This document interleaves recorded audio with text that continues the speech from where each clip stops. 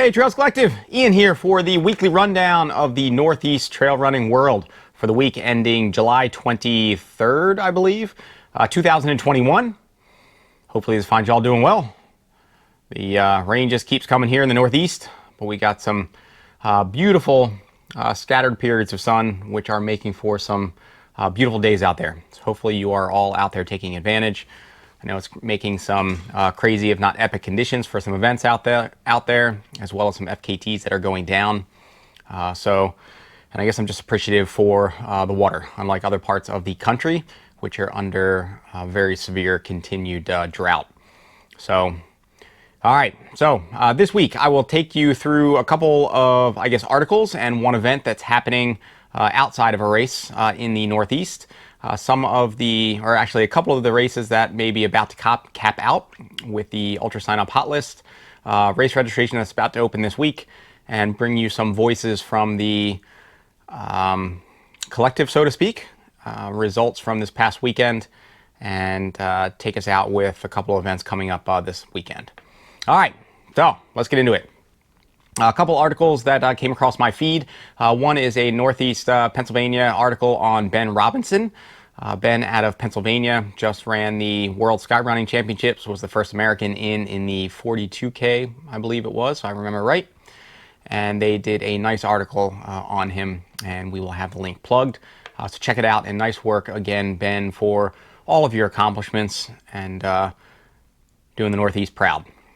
All right, another one is on the Mountain Peak Fitness. Mountain Peak Fitness, some of you out there may already be familiar with. They are a coaching and training entity started up by Elizabeth and Joe, who are living in Colorado at the moment, but otherwise based out of Harriman area in New York, and coach a good number of athletes and have a great number of training films on their website, as well as race coverage videos along the way.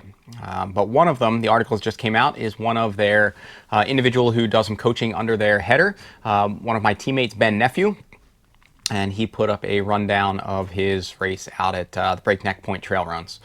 Breakneck Point Trail Runs are, if I might say so myself, even though my own races, so I guess I'm a little biased, pretty awesome half and trail marathon, some of the toughest in the Northeast.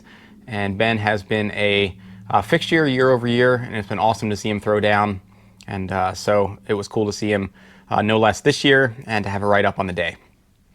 And then one event going down that was also came across my media feed, one put on by the Burlington Land Trust, and it is called Hike with Lee and the Burlington Land Trust in Connecticut. And it says, have you ever heard of an I'm not going to pronounce that right, ultralogist. There you go, ultralogist. An archaeo-ultralogist studies and reenacts some of the greatest historical ultra-distances journeys done on foot. Lee Stewart Evans completed the 343-mile Leatherman Loop in just 9 days, the fastest known time for that loop. And the event that they're doing, which is on Sunday, July 25th from 1 to 4 at the Mile of the Ledges in Torreyden, says Lee will guide our group through the Mile of Ledges and recount his adventures along the Leatherman's Trail. He'll share this folkloric legend's history with us and his experiences by the caves and through the towns the Leathermen used to visit. We'll also see Torreyden, where the Tories hid from the Whigs during Revolutionary times. Finally, we will learn about some of the unique indigenous aspects of the area, as well as a visit to a potential religious site. So that sounds like a pretty awesome outing. I was aware of Leatherman in name by one of the oldest trail races in our region. The Leatherman's Loop, I think it's 10K if I remember right at the moment. But it has pretty cool history with an individual called the Leatherman who would do this 343-mile loop, I think in repeated fashion, and would stop along the way and people would put him up or provide him food. Did it all in, I think, this leather attire, which if you look up the Leatherman, you'll see. But it sounds like a pretty cool outing, and Lee is a storyteller and ultra athlete in his own right, so it will be cool to check out. All right, so getting into the hot list, we have two that are on the warning track, so to speak. In New York, Tesla Hertz Run, I've announced the past couple weeks. 100K 10-miler slated for October 9th in Rocky Point, New York.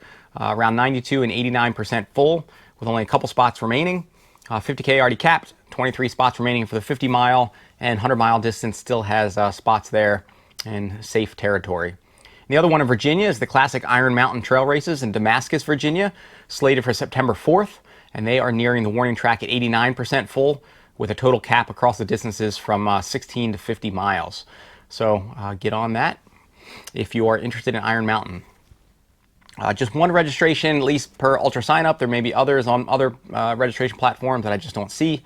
But one opens on July 25th, Tyadotten Trail Challenge 10K and a half in Waterville, PA, slated for November 14th. All right, there were two. I try to shy away from using the word epic. I know because it's overused and maybe trended out a little while ago. But New Hampshire was where it was at the past week in terms of the FKT front. Two truly amazing athletes and amazing routes were thrown down upon, so to speak. The first one that was on my radar, July 15th, I think Stefanie Bishop posted up on Facebook page, and a friend Jay Whitbourne gave me the heads up that she was about to set off with the goal of an FKT for all 48 of the 4K summits in New Hampshire's White Mountains. And the sheer number of peaks and elevation as well as the vertical gain of the equation is really quite incredible. So I was able to check in with Stefanie. I wasn't clear in looking at the track logs, or at least her Garmin route, what she was able to cover, but it sounds like she cleared them for the new FKT. So congratulations, Stefanie. That's absolutely incredible. I think it was a little bit shy of your target in terms of goal time, but absolutely incredible. And so I was thankful that Stefanie was able to follow up, despite her probably no doubt being exhausted from the effort. But she did check back in, and she was up for doing a clip to take us through just what an incredible effort that was. So Stefanie, take it. Hi, I'm Stefanie Bishop, and I just set a new women's FKT for the 48 4,000 footers of the White Mountains in New Hampshire. I did a supported FKT, and I did not do there's another FKT that's basically a through hike. I did not do it that way. I was, being picked up and dropped off at different trailheads. My total FKT was about 183-ish miles and over 73,000 feet of just climbing. I haven't calculated the descending, but I think it's more. So I've been spending a lot of time up in the White Mountains, even though I'm from New York. Last year, I made a little film with my friend Brian Nevins about the Pemi Loop. You should all check it out. I really I think the film's really great, and it gives you a lot of insight as to why I love the place. But I was in the back of my head, I was thinking, okay, I'm long overdue for a multi-day challenge. And I'm an adventure racer. I do 24-hour obstacle course races. And years ago, I've done a bunch of death races. So I love that 3 to 5 day long racing range. I love to push myself when everything's no, we're not going anymore. And I'm like, yes, we are. I love it. I think it's great. And I love the adventure of it. So this really only came to be something, I would say, the beginning of this year. A winter expedition had to be postponed, and I was like, you know what? There's no better time than now. Let's go, let's do it, let's get it done. You already have trained for this winter expedition, but you're not doing it. So you already have a good base. So instead, so I just continued to spend more time on my feet. I changed up my strength training to make sure that my body was going to be durable, to be able to handle all the beating of the terrain. It's really technical, very rocky, and obviously all the climbing and descending. My biggest week was about 105 miles, 42,000 feet of vert. Most of it was done on a 1 mile stretch of trail out here because that's the hilliest trail I have. And then I spent about 5-6 hours in the gym that week. So my crew was composed of a bunch of friends of mine. Main crew was my friend Michael, Glenn, and Kumi. And then later on, my friends Brian and Brian came, and also Andrew. Andrew, his last name is Drummond, and he owns a store called Ski Whites in Jackson, which is a ski, mountain bike, trail running shop, and it's awesome. And if you're up there, check it out. So I was by myself for a good chunk during the first half, actually, because I was just with Mike. And some of the stuff was point to point, so I had to be by myself. It wasn't bad because I'm used to running with the pack, and there's a lot of water sources out there, so I felt comfortable. But it also worked out because the second half is when I really needed people out there. I was really tired. I was falling asleep at night. The sleep monsters were really bad.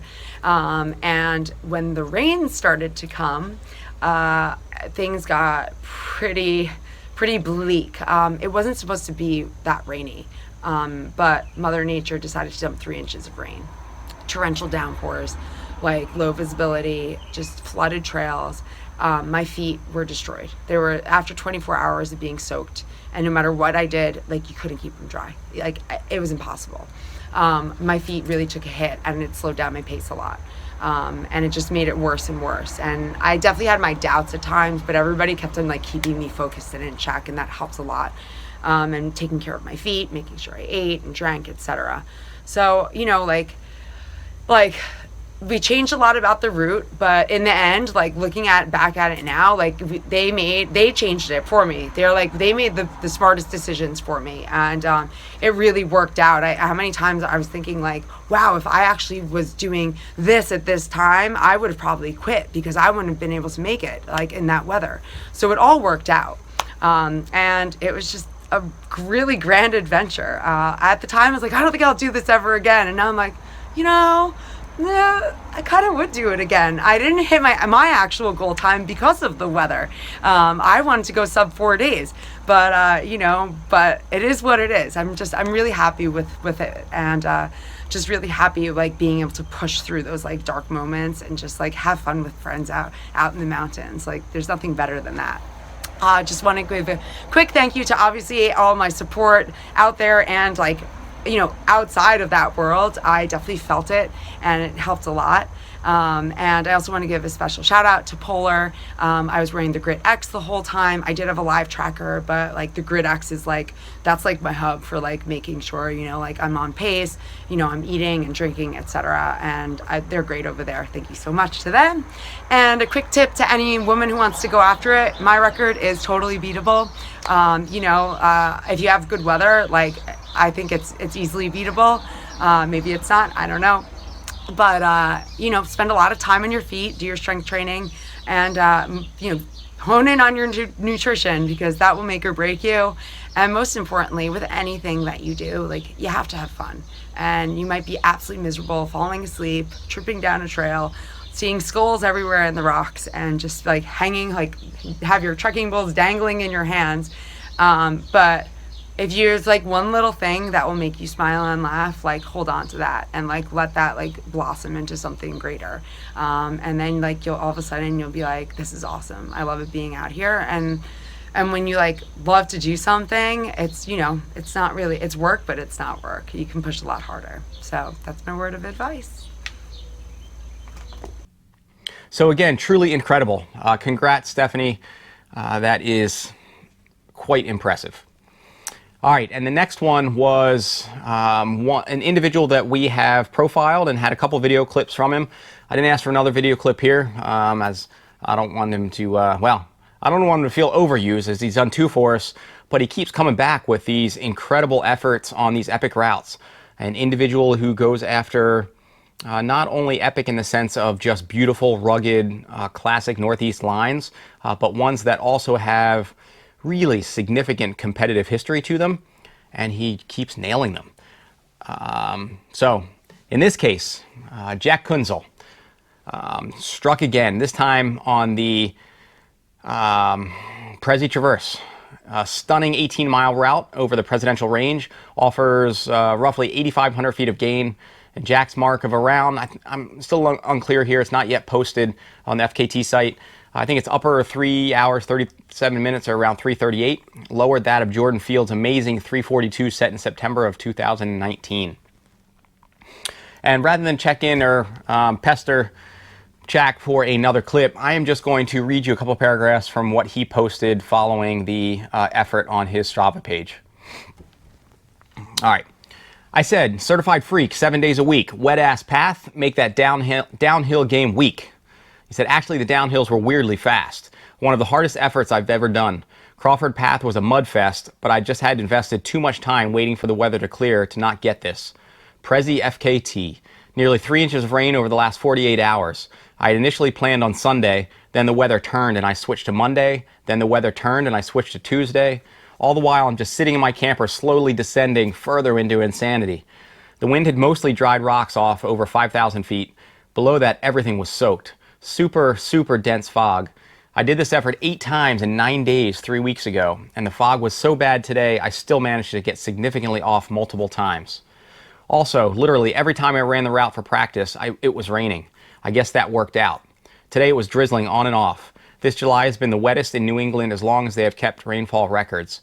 I wouldn't recommend trying to plan an effort 14 hours away from your place of residence on a mountain ridge with the worst weather in the world during a prolonged, extremely rainy cycle. Jordan, please chime in here, but looking at many segments, we almost ran the exact same splits with 2 exceptions. Typically, he was slightly a second or 2 at times on the up. I was slightly faster on the down. He was faster Washington to Pierce by 7 seconds. I think we were neck and neck going up Adams, but he missed the turn and gave me a 2 minute 30 second lead at the summit. I had led initially past Madison, but blew it, filling at the spigot. I basically just held that and gave a little ground until Pierce when I was able to do the final downhill 2 minutes faster. Whole time I assumed the opposite. I thought I was sending the uphills and pounding and slipping slowly on the downhills. Kind of funny how that shook out. Oh, and I don't think it's appropriate to run this in the snow and claim the FKT. I think it's totally valid and cool, but this effort is run in snow-free conditions. It's not fair to runners that have raced this demented and horribly techie route to run it with a highway snowpack, in my opinion. I've taken some epic falls in this route training and was legit frightened going into this effort with the slippery conditions. I think it's a mandatory part of this experience. Do what you want, but I don't think it's right. This route is aight. Great range traverse, or actually, he put Great Range Traverse Forever Has My Heart. In this case, the Presi Traverse, and he threw down on the Great Range prior. So, truly incredible. Great job, Jack. It is, I don't know, maybe you flame out from here. But if not, I think you're going to continue to do pretty incredible things out there. So, nice work once again. All right. Let's get into some results and voices from the collective. One of the, I think it's the second oldest in our region by my counts. The Goshen Gallup 5K and 10K in Goshen, Vermont went down.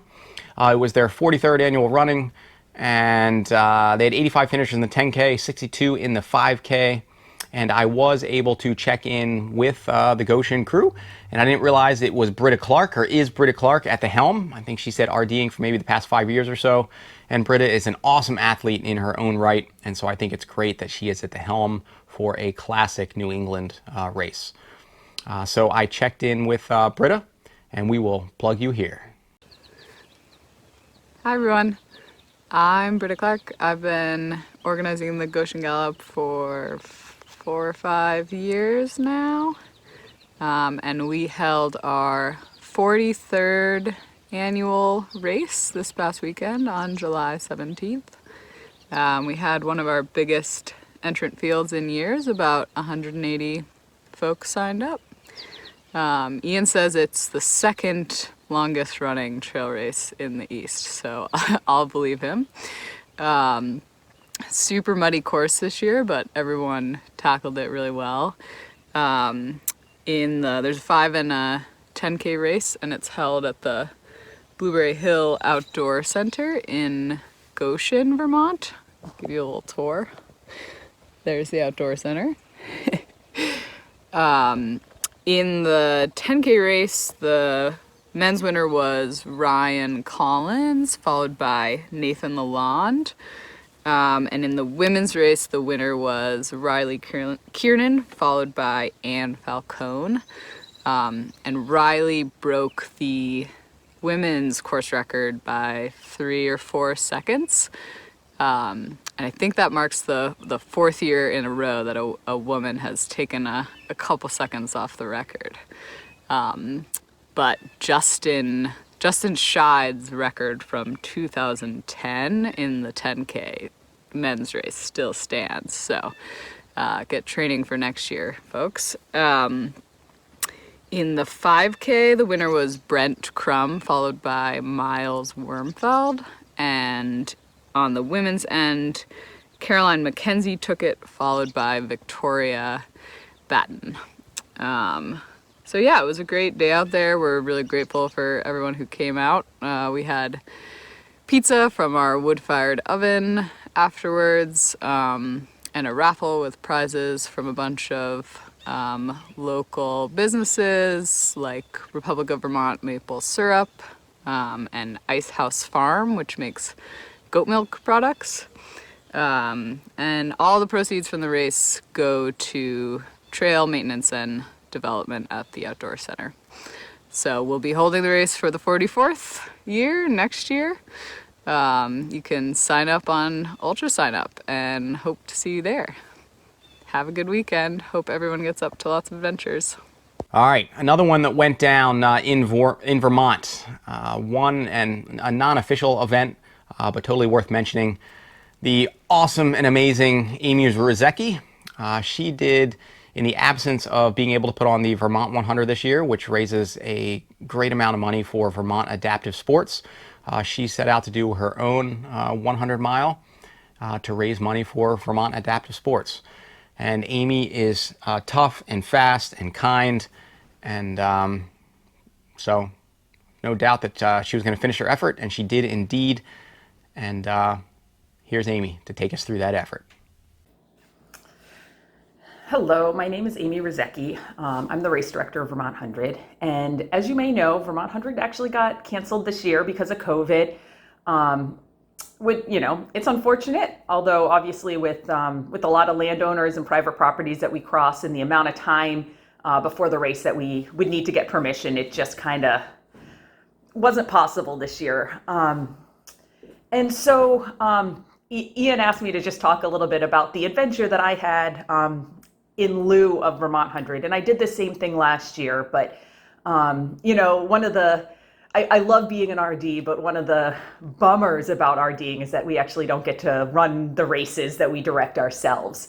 Or it's pretty rare that an RD does. And so I started Vermont 100. I started my relationship with Vermont 100 as a runner, and I'm someone who's finished it many times. And so ever since starting RDing, the only bit of it that I get to run is I often go out and guide a blind runner for the first 10 or 15 miles, and then I'm in full-on RD mode the rest of the day. So with the cancellation of Vermont 100, it allowed me to just get back to my relationship with Vermont 100, and so I decided to run 100 miles on Vermont 100 weekend. So I did that last year. I did that again this year. And it was a lot of fun. I'll say that I ran from my backyard, which meant I got to have a lot of my local running buddies run with me. So it brought the community together in a way that has been missing in COVID. So that was really great. A couple of the highlights this year, though, one of them is, I've been doing a little bit of running with my neighbor across the road who's a, new runner, and she kind of taps out at maybe 4 or 5 miles. She's not someone who would ever be at an ultra, and she got to go out and run a couple of, well, really it was walking at that point, but she got to do a couple of really tough miles with me. And so she got to have her first ever ultra experience there. But more special than that to me was my friend Kyle Robideau, who is a phenomenal athlete, but he also is a visually impaired athlete. He's never been in a position to be able to pace someone before, because traditionally in a race you can only have one runner with you, and Kyle needs somebody to guide him when he runs. And so if he were to pace someone, either the runner that he is pacing would be guiding him, which, I will say I might not have the faculties to do 70 or 80 miles into a run. It's either that or you have to ask permission to have multiple people with you. So I got Kyle Robideau to go out there and pace me for about 12 of my later miles. And that was, really special to me. Especially since Vermont Adaptive is a fundraiser, Vermont 100 is a fundraiser for Vermont Adaptive Ski and Sports, which is a sport a organization that specifically encourages and provides opportunities for athletes with disabilities to get out and explore the outdoors. So they do a lot of skiing and sailing and mountain biking and just all sorts of sports. It's a really cool organization. So getting Kyle as a blind athlete to, be part of my experience was really, really special to me. And because of Vermont 100's connection with Vermont Adaptive, I actually did this run as a fundraiser for Vermont Adaptive. And I'm proud that I raised about $4,500 for Vermont Adaptive. So hopefully that's a lot of pairs of sit skis for people, or for, lessons for somebody who needs to learn how to ski, without being able to see, and needs to learn how to trust a guide in that process, or, whatever else they need, for veterans who need opportunities, everything. So, anyway, I guess that's the adventure that I had last weekend, and certainly, we all look forward to having Vermont 100 in person again in 2022. But I will say, I'm grateful for the kind of silver lining opportunity to run 100 miles on my own and support Vermont Adaptive in my journey. So thanks. So great job, Amy, and thanks for that clip. All right, in Virginia, the Night Owl 9K went down in Williamsburg. Of 100, well, actually, she'll mention it here. I was going to run you through some of the finishers, but I was able to check in with the RD and owner of Happy Cat Events, Ellen Alexander, and she will take you through the results here.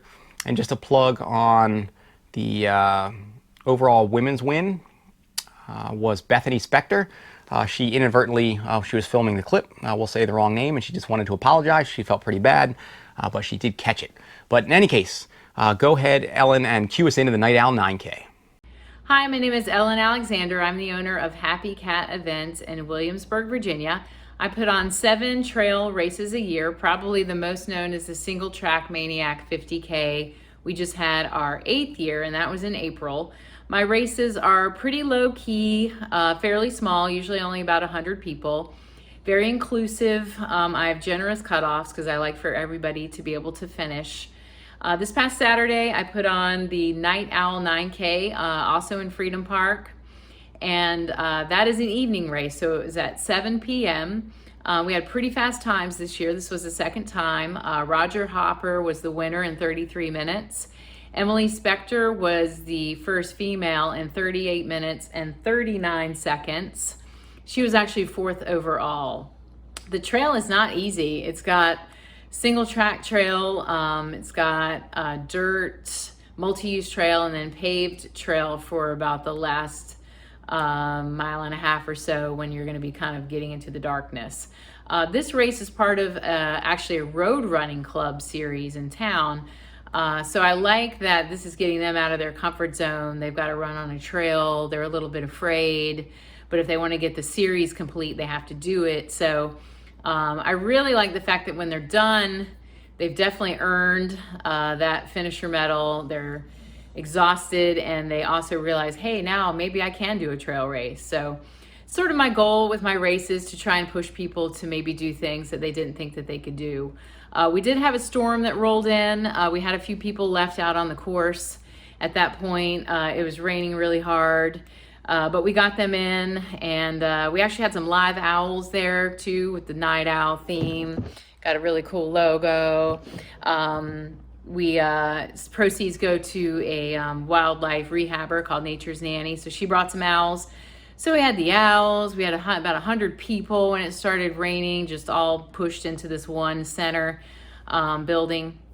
That's okay. We had pizza, we had beer, so everybody I think was pretty happy. So that race went off without issue. Really happy about that. The next race coming up is in August for Happy Cat. It's the Soupy 7. It's August the 14th, and it is a loop course.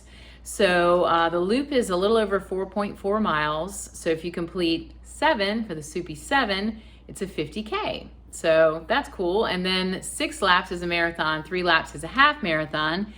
Here's a Happy Cat. You get awards if you get any of those distances. Plus there is a 7K fun run if you just want to try it out and just do one single loop. The trail is about 4 miles of it is single track. It's got a lot of routes. It's got some ravines and stuff. It's a really beautiful trail in New Quarter Park. That registration is on UltraSignUp. It's a pretty low registration fee because it is a self-supported race. So you have to bring all of your own stuff. There's an area you can set up tents. I will have some water there because it's going to be very hot. But if you use my water, I'm probably going to heckle you. So bring all of your own stuff. It's supposed to teach you to self-support. I had a race about a month ago in York River that was a marathon, and I had nice frozen washcloths for everyone at the aid station. So it's not going to be like that. It's no pampering. It's going to be hot. It's going to be kind of one of those miserable things. But you know what? When it's done, you just feel that success. So the next race after that is September 25th. It's the Crazy 8 Miler in York River State Park. It's an 8-mile trail race. Again, beautiful trail. About 6 miles of it is single track mountain bike trail. There's also a mountain bike race and a duathlon. So each is 8 miles. So if you want to do the duathlon, you do the 8-mile bike, and then you do the same course, an 8-mile run. So that's the race. It finishes kind of right on the waterfront there at York River. So really beautiful. Again, that one's on UltraSignUp as well. And then November 6th is the Midnight Maniac, and this is a 13-hour race, as many loops as you can do. The loops are 3.7 miles, crushed gravel, rolling, but it's overnight, so it's 13 hours, 7 p.m. to 7 a.m. We get an extra hour because of the time change. We grill food all night. It's kind of like an all-night party. It's a lot of fun. It's kind of spooky because it's near Halloween. I do a version of this in the spring as well that's 11 hours, so that's the March Maniac. Happy Cat events. I also do some coaching on the side. My coaching style is very low mileage, incorporating cross training. So if that's something that interests you, even if you want to try a distance like a 50 miler, we can still come up with a plan for you that works without taking all of your life, all of your time away. My email is ultraellen@gmail.com if you want to email me. Website is Happy Cat Events. Thank you so much for listening. Happy running. All right, so nice work, and it sounds like you got a pretty full slate and load down there. So to all of you checking this out, check out what else Happy Cat Events has going on. In West Virginia, the Cacapon 12-hour challenge in Berkeley Springs, West Virginia went down. They fielded 63 finishers for their 9th running. And I was able to check in also with the RD here, Jason Griffith, who was able to follow back up to give us a rundown of Cacapon. All right, take it, Jason. Hi, Ian. This is Jason Griffith. I'm the race director of the Cacapon 12-hour challenge trail run in Berkeley Springs, West Virginia. We hold the race at Cacapon State Park every year. This was our 9th straight year of having the race. We were actually one of the few races that was able to successfully take place during the 2020 pandemic last year. The reason for that is because the location of our race, the start-finish area is at a shelter that has a large surrounding area, so all the runners were able to spread out from one another last year and self-crew. We did not have any aid stations, any communal food bins or anything like that. We also had the runners last year wear buffs and masks and use those whenever they passed one another on the trail. So we were very happy to be able to do that last year and keep our streak going. And this year we had the 9th straight year of our race. We have a 5-mile loop for the Cacapon Challenge. It is very rocky and rugged and technical, very challenging. It's got about 750 feet of gain per loop. Not any real long grinding climbs, mostly just lots of like short punchy ups and downs, including some really rocky descents that can be pretty tough. The course was changed slightly this year. There had been an old section that was a steep uphill that was rerouted into a series of switchbacks. This added about 1/4 to 1/3 of a mile to the trail, which allowed us to eliminate an out and back section that used to be halfway around the loop on a fire road. Most people seemed like they liked the new course. There were a couple people that preferred the old way. The old course, having that out and back on the fire road obviously would be flatter and faster than adding 1/4 mile of trail. So it did make it tougher and more challenging, but that's the name of the race, the Cacapon 12-hour challenge. Since we had a new course this year, that meant we had new course records as well. Our winner overall was Jamie Travelstead of Salem, West Virginia. 57 miles covered in 11 hours, 25 minutes, 46 seconds. Second place from Forest, Virginia was Frank Gonzalez, 11:18:10, 52 miles. And Matt Young of Hurricane, West Virginia came in third with 50 miles in 11:49:16. On the women's side, and 6th overall was Ashley Etu from Washington, D.C. She did 45 miles in 11 hours, 10 minutes, and 24 seconds. Second place for the women, Brittany Powell from Frostburg, West Virginia, 40 miles in 11:30:57. And we had a tie for third. These two ladies ran together all day. Christiane Rogers from Charlottesville, Virginia, and Jeannie Ligday from Mechanicsville, Virginia. They wound up with 36.1 miles in 11:43:38. The reason they had 36.1 miles is because they took advantage of one of our turnaround options. We have 3 turnarounds on the loop that allow people to complete a marathon or a 50K, or potentially someday, no one's done it yet, but perhaps a 100K. Those turnarounds can only be used once. You can use those on your last loop of the day if you either don't have time to do another loop, or you just don't have it in you to do another loop, or maybe you want to have a marathon or a 50K finish, or you just want to have a little bit of separation from the other people that stopped at the same distance that you might have, so you can go out and add an extra mile or two to your distance. So we had a lot of people take advantage of that, and we had quite a few 50K finishers and even more marathon finishers. One of our more impressive finishes of the day was Jacob Volpe, age 12. He completed his first marathon at the Cacapon 12-hour challenge, and he really looked strong out there all day. So great job, Jacob. Next year is going to be our 10th year of the Cacapon 12-hour challenge.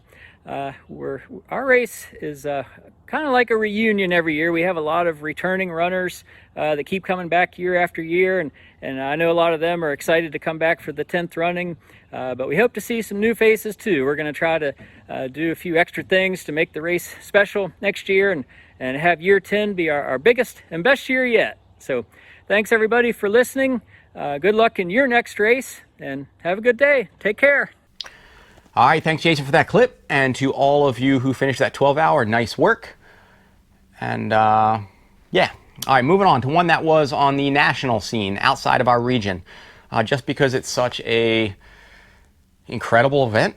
The Hardrock 100 went down in Colorado after a couple missed years, and for all of you, I'm just assuming if you're into trail running enough that you're tuning into these episodes that you're already familiar with Hardrock.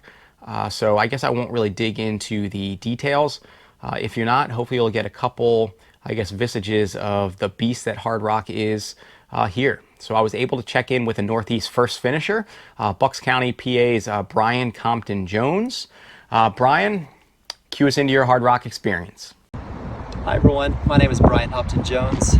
My wife Kelly and I live in Bucks County, Pennsylvania. For the last 4 years. I grew up in Texas though, and that is where I got into trail running. Got into trail running about 2010. Like a lot of you, jumped directly in, went from 50K to 100 mile almost immediately. Always the smart thing to do. But anyways, basically that first year as well, I actually decided to start qualifying for Hardrock and start putting in.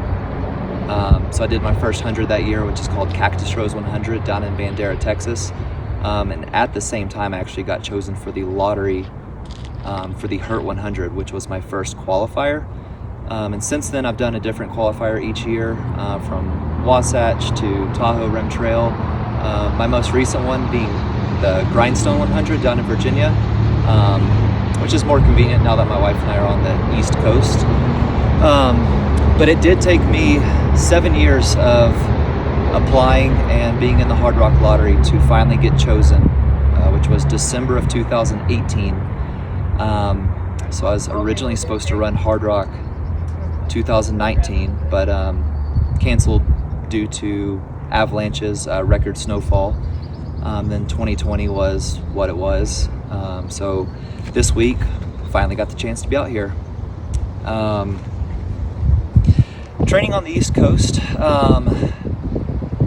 better than Texas. I lived in Fort Worth, which was part of the Metroplex, so I always found myself basically on mountain bike trails, which was fine fitness-wise, but it's obviously tough to train for mountain races. Where we live, we're about an hour from several different trailheads of the Appalachian Trail, so I'm able to link up different multiple climbs in one area to basically cram as much vert and climbing in as possible on my long runs. I'm not a super high mileage person, so during the week, honestly, I just fit in whatever I can around the neighborhood, mostly road runs. I'm fully dependent on my Saturday mornings up at the Appalachian Trail. Hit about a 4 to 5 hour, very high intensity run. I just have to make it count because that's about all I get each week. And to be honest, I mean, you hit those downhills hard enough and you can somewhat be ready for the mountains out here. Hardrock obviously is a kind of a different animal than even most other mountain races in America. So as soon as I got into the sport, I mean, I always respected Hardrock and knew it was something different. So going into this, I definitely had a different strategy, different mindset.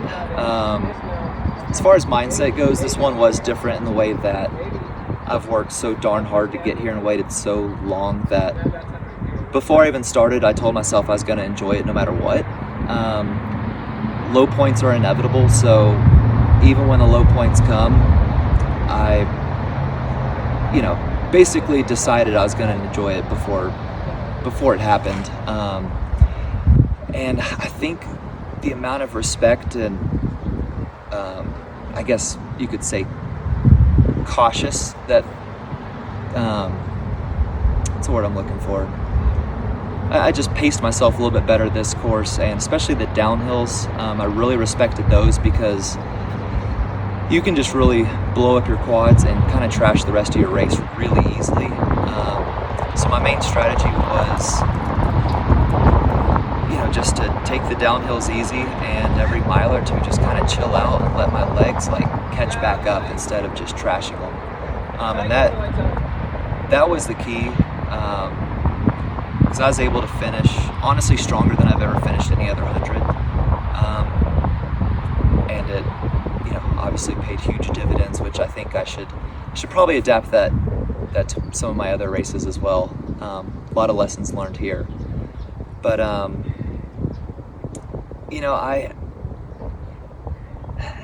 I was out there longer than most other hundreds, and I expected things to get really, really bad. But to be honest, I think it being Hardrock, my adrenaline kind of carried me through, a little bit more than other races. So it actually overall went extremely smooth, and I did have, weather-wise, I was absolutely perfect this year. There was some rain out on the course, some storms. I dodged most of it. Got rained on a couple times, but for the most part, it was absolutely perfect. So I did not have that as a factor this year. And honestly, that's about it. So if you live on the East Coast, just hit your repeats as hard as you can, and you're good. I'll see you out there. So great job out there, man. Pretty incredible. And then I also have another clip from an individual who has been he and his father just central pieces in the Northeastern Trail Circuit. I think when I first got into the trail ultra space, Massanutten Mountain Trails, at least an attempt at it, was my first race out of college, jumping from an 8K to the 100.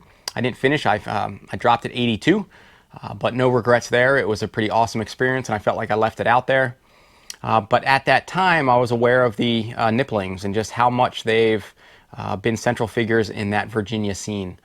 So it was cool to see the number of Virginia Happy Trails runners that were out for Hardrock or supporting individuals at Hardrock. And I was able to check in with one of those, who's Keith Knipling, on his day and a half. And yeah, so cue us in, Keith, to your weekend out there. Hello, Ian and the Trails Collective community. My name's Keith Knipling. I'm in the Virginia Happy Trails Running Club, and I'm from Virginia. And just coming at you from Frisco, Colorado. Just ran the Hardrock 100 last weekend in Silverton in the San Juan Mountains. So I got my finisher shirt on here. So Ian just wanted me to reflect a little bit on the race and how it went this year. So this, I'm a little congested still, and I've got like a sunburn on my lip. Being up at that high for that long, you get baked a little out there. So excuse my ragged appearance still. But Hardrock is for those that kind of have this mythical quality in ultra running for good reason. There's I think two kinds of people: the ones that have done it and really revere and respect it, and the ones that are trying to get in and want to do it. And it's just such an intimate community, which I think was magnified this year just because of COVID and the cancellation in 2019 because of snow. So it had been a while since people had done it. I think that really made it special, that for the first time in a really long time, it felt like a normal weekend. There were a lot of hugs and things like that. We could kind of forget COVID for the first time, I think, for a lot of people. But because of the last 2 years, the lead up to the race, I think for everyone was a little strange and unusual just because of so many cancellations of races. From my own perspective, I hadn't run a 100-miler in over 2 years. So I was pretty worried about, just not having raced. And, I personally rely on running and racing ultras as training for bigger events. And when you don't have that because of COVID, I was really concerned about that going into the race. So that was one concern that I think everyone had. And then for me personally, I've got a 3-year-old son. So this is the first time I tried Hardrock being a father. So there were a lot of factors there that I just wasn't sure of my fitness. And so I think there was a lot of trepidation, I think, from everyone that was there, because again, it just seemed like it had been so long since it had happened. From a Virginia standpoint, an East Coast standpoint, obviously we don't have these mountains that are out here. And I entered the lottery in the fall, not really intending to run Hardrock. I kind of just view entering lotteries as kind of investing money. You put in tickets and then eventually they'll pay out. So when I got in, it was really a shock, and I made all these resolutions to actually train and lose weight and do yoga and all that stuff. And I really didn't train as much as I would have liked. Again, partly because of lack of racing, and just partly because of just COVID, and just because of 2020. You just blame 2020, I guess. So again, I was not very pleased with my prep. I will say, I have a friend, Jack Krisky, who's in the Happy Trails Club, and he also got in, and he, at least on weekends, he got me out many times in the Shenandoahs, and we did some pretty big vertical runs that we could find out there. And I think that was really a key to finishing. And then the other thing that I think that worked very, very well, that the one thing I did nail, was that we did make a trip of this. And that's key, I think, if you're coming from low altitude. Acclimatization is very important. We flew out on the 1st, visited a bunch of friends. I'm in Sean Andrish's house right now in Frisco. We visited friends all over the state. We were up in Rocky Mountain National Park. I was with my wife's brother. We saw a show at Red Rocks. But we were in Colorado from the 1st and in Silverton from the 5th. And then in the 10 days leading up to the race, just about hiking, being out on the course every day, seeing different parts of the course. That's very important. Just getting up high, just breathing. And I felt, while my legs weren't there, I knew I was going to fall apart. I knew the wheels were going to come apart somewhere during the race. And like the last third, it was pretty bad. But in terms of breathing, it was great. I've never climbed handies that well, which is like a mile 4. That's the high point, 14,000 feet. And I attributed all that to going out early. Still a little congested. You kind of wheeze a little bit and still kind of clearing out the lungs. But that's just Hardrock. The other fun thing with the Happy Trails Club, there was, I haven't counted up exactly, but I would say 8 to 10, maybe more people from the club running. Mike Wardy and Jack Risky, Trevor Bain, Ron Ely, Steve Barge. There were a bunch of us out there, and so there was also good opportunity for people to, crew and spectators and the peanut gallery, as they were calling themselves, to also come out. And it worked well because a lot of people from Virginia have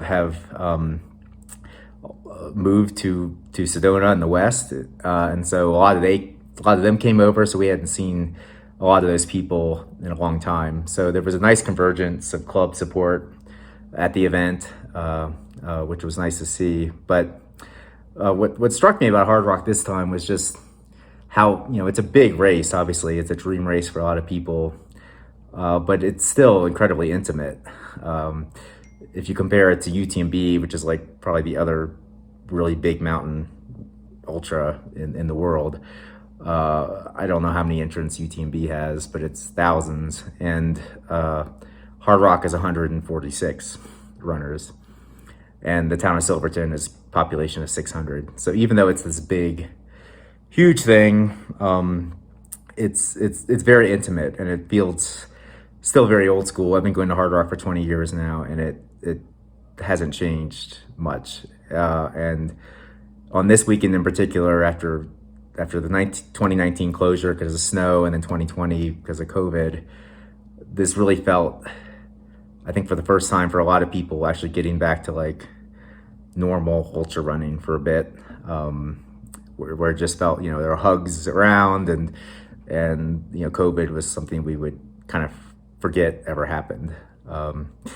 But yeah, it's an extraordinarily beautiful course, and that was the thing that struck me this year as I was towing the line. I said my training really wasn't where I was hoping it would be, from a personal standpoint, but when you get there, you just realize how lucky you are to be there, and I just wanted to make the most of it, and I didn't want it to, I just wanted to get it done. And I thought from that perspective, I started off really, really slow. That's something else I've learned as I get older.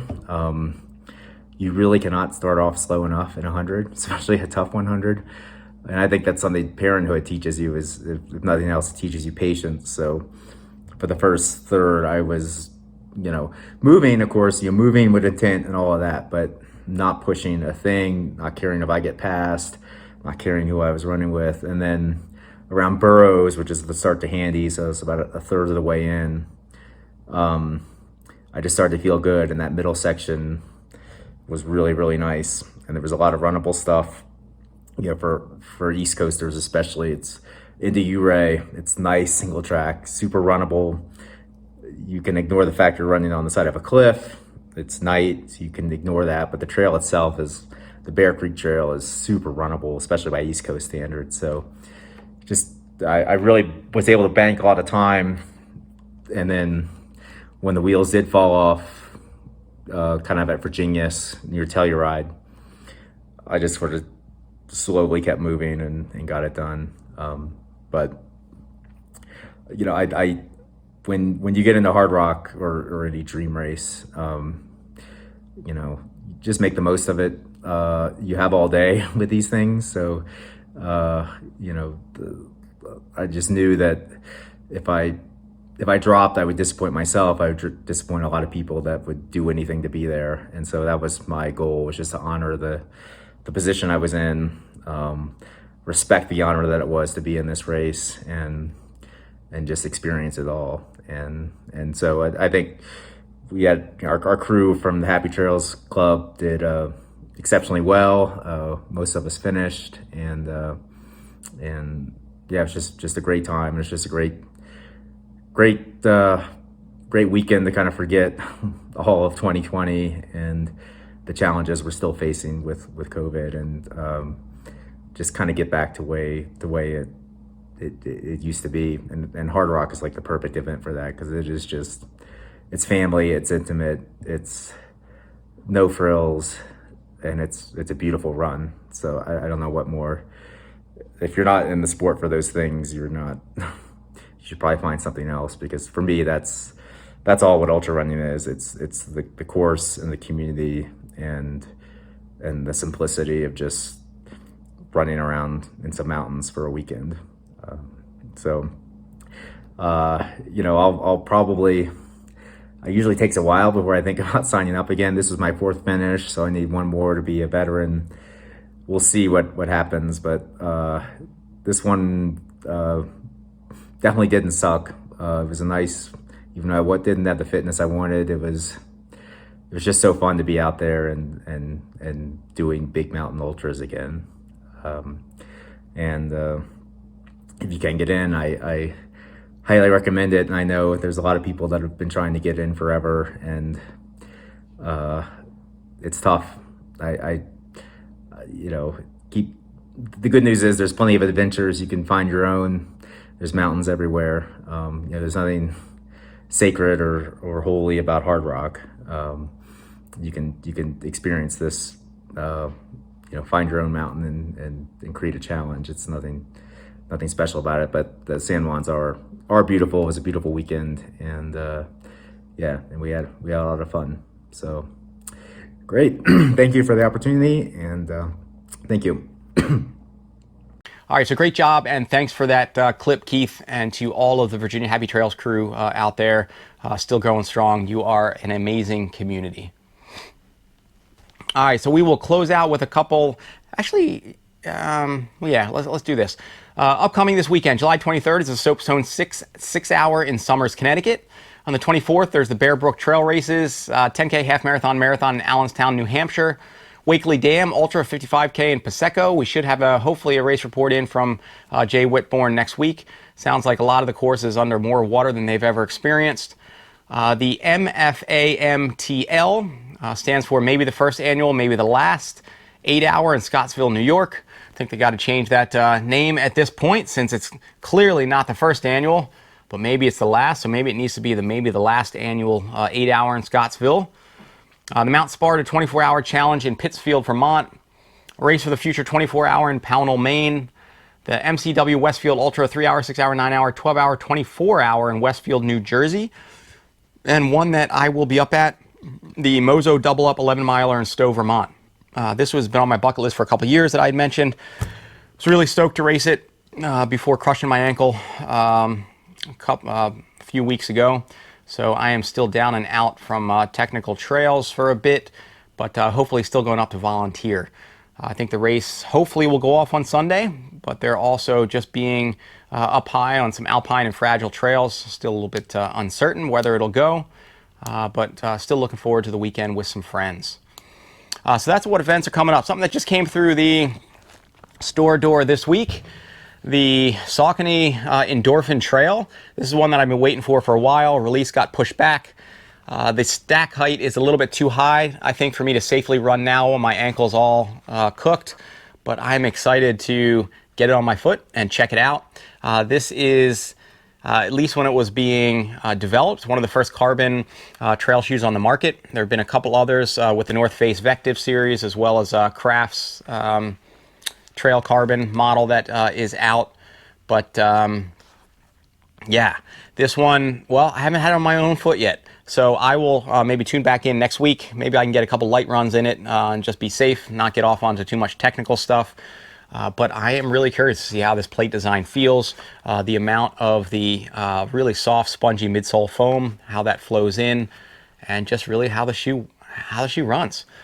So maybe tune in next week and I will cue you in. If you are curious about the Endorphin Trail, we do have the men's and women's in the Trails Collective shop now, so head over there and check it out. So that's what's going on. That's what's coming up.